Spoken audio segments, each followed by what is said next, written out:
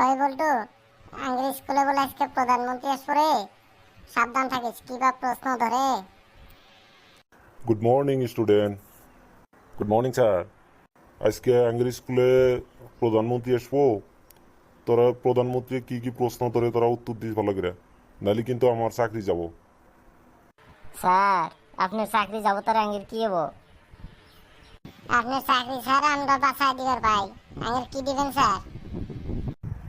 যা যা তোকে খানা দিমনি, তাও মানে দুষ্টামি করবি না, আর ঠিকঠাক মতে উত্তর দিবি।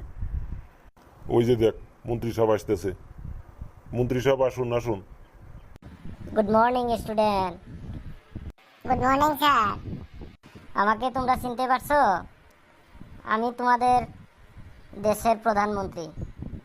আমি আজকে তোমাদের স্কুল পরিদর্শন করতে আসছি। তোমাদের সঙ্গে কিছু মন কি বাত বলতে আসছি। তোমাদের মনের কথা আমাকে বলবে খোলাখালি, আমি আমাদের মনের কথা বলবো। ঠিক আছে স্যার, বলুন স্যার। আচ্ছা, তোমাদের মাঝে কেউ কি একজন মহান ব্যক্তি, মহৎ লোকের নাম বলতে পারবে? পারবো স্যার। বলো, কে মহান ব্যক্তি সে? আম্বানি স্যার। আচ্ছা আচ্ছা, আম্বানি আরো কি করে মহান ব্যক্তি হলো? কবে মহান ব্যক্তি হলো বলো তো দেখি।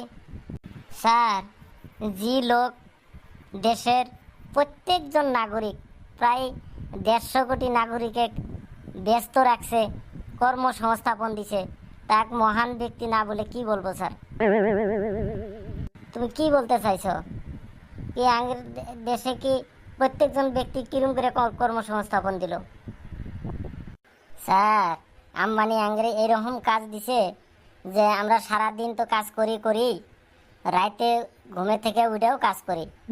আঙ্গরে এরকম কর্মসংস্থাপন দিছে, ওই জন্য আমরা মহান ব্যক্তির তালিকায় আম্বানির নাম প্রথম সারিতে রাখছি স্যার।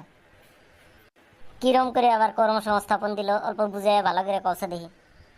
স্যার, আপনি কিরম করে বুঝাই? আম্বানি আঙ্গের যেটা উপকার করছে, আমরা মানে বেকার ছেলে পেলে যা ছিলাম সবগুলা কর্মসংস্থাপন দিয়ে আঙ্গের ব্যস্ত রাখছে। আমরা এক সেকেন্ড স্যার বসে থাকি না, মোবাইল টিপেই থাকি। ভাত খাবার বয়েও মোবাইল টিপি স্যার, রাতে ঘুমের থেকে চেতন পাইও মোবাইল টিপি। আমরা মানে সব সময় ব্যস্ত আছি, যার জন্য আমরা খারাপ কামে যাবার টাইমই পাই না। এটা একটা মহৎ উপকার করছে, ওই জন্য আমরা উম, বিশ্বের মহান ব্যক্তির তালিকার ফার্স্ট নামটা আমরা আম্বানির নাম থেকে স্যার। বেশ করেছো, খুব ভালো করেছো। এই দেশকে আমরা উন্নত করতে হলে তোমরা দেশের ভবিষ্যৎ নাগরিক, তোমরা নিজে উন্নত হতে হবে। যার ফলে তোমরা নিয়মিত খেলাধুলা করবে, বড় বড় ব্যক্তিদের অনুসরণ করে ওদের মতো চলা শিখবে, তখন আমাদের দেশ উন্নত হবে। আমরা নিয়মিত খেলাধুলা করি স্যার। খেলাধুলা তো খাওয়া দাওয়া বাদ দিয়ে খেলাধুলা করি। আর আপনি কি করবে চাইতেছেন? আমরা এনি টাইম খেলাধুলা করি স্যার। বেশ করো, বেশ, তুমি বেশ ভালো ভালো ছাত্র। তো তবে কি খেলা খেলো আর কত টাইম খেলো? কয়টা খেলার নাম বলবো স্যার? ক্রিকেট খেলি, ক্যারম খেলি, ফুটবল খেলি, সব খেলি। আর যত টাইম মোবাইলের চার্জ থাকে তত টাইমই আমরা খেলি। মোবাইলের চার্জ শেষ না হওয়া পর্যন্ত আমরা খেলা বাদই দিই না স্যার। ও, তাহলে তোমরা মোবাইলে খেলো? ও স্যার, মোবাইল ছাড়া আমরা কিছুই বুঝি না স্যার। আমি তো স্যার আপনাকে অনুসরণ করে সব সময় চলি স্যার।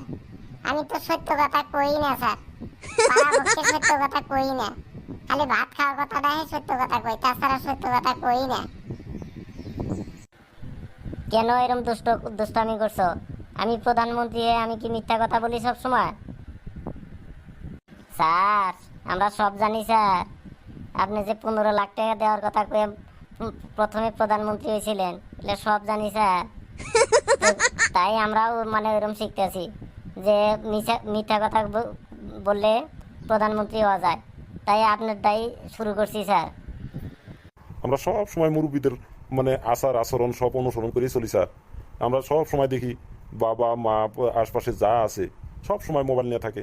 আর আঙ্গেরে খালি বলে যে তোমরা মোবাইল বুলাইও না, মোবাইল বুলাইও না। তো ওদের অনুসরণ করে চললেও আঙ্গের দোষ, না করলেও দোষ স্যার।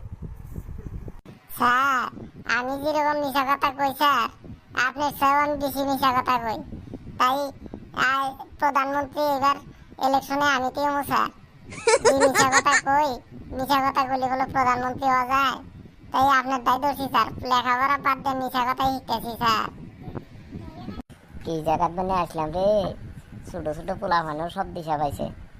হ্যাঁ, তাড়াতাড়ি ভাগে এই জায়গা থেকে, তাহলে তো সব গোমর ফাঁক হবো দেখি।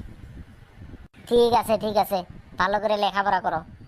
ঠিক আছে, আমি আজকে আসি তাহলে।